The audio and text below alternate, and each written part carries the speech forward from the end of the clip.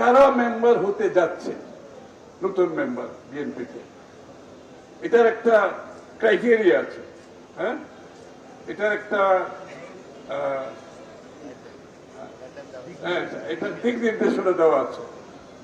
তো এটা আমাদেরকে মাথায় রাখতে হবে।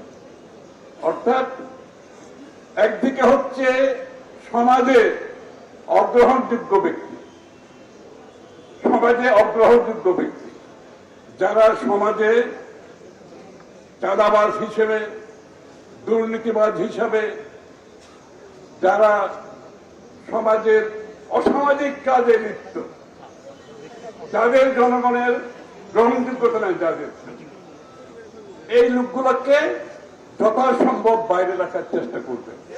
ঠিক আছে, এক নম্বর।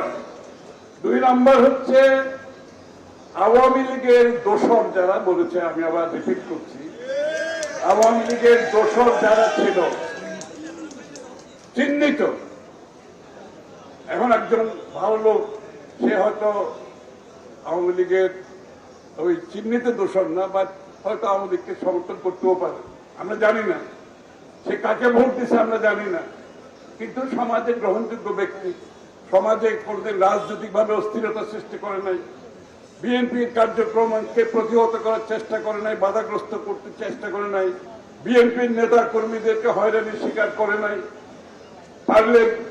পারলে ইনডাইরেক্টলি সহযোগিতাও করেছে বিভিন্ন ক্ষেত্রে, তাদের তো হতে কোনো বাধা নেই, তাদের হতে বাধা নেই। সুতরাং এই জায়গাটাই আমাদেরকে খুব সঠিকভাবে সিদ্ধান্ত নিতে হবে। ঠিক আছে, কারণ এই 2 শ্রেণী বাদ গেলে আর বাকিরা আমাদের মেম্বার হতে পারবে, প্রোভাইডেড, আমি বলছি সামাজিকভাবে যারা রাজনীতির বাইরে কতগুলো চিহ্নিত লোক থাকে প্রতিটি এলাকায়, যারা আমাদের সাথে হাসলে ভোট কমে যাবে, ভোট বাড়বে না।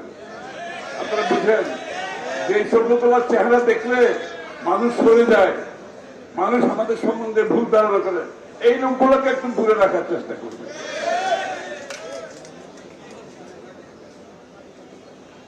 আর বিষয়টা হচ্ছে এই মেম্বারশিপ করতে গিয়ে আমরা চেষ্টা করব বৃহত্তর অংশকে আমাদের এই মেম্বারশিপের আওতায় নিয়ে আসার জন্য, বৃহত্তর অংশ, কারণ এটা বাংলাদেশের বৃহত্তম দল, বাংলাদেশের বৃহত্তম অংশ যাতে বিএনপির সদস্য হয়, এটা মাথায় রাখতে হবে। কিন্তু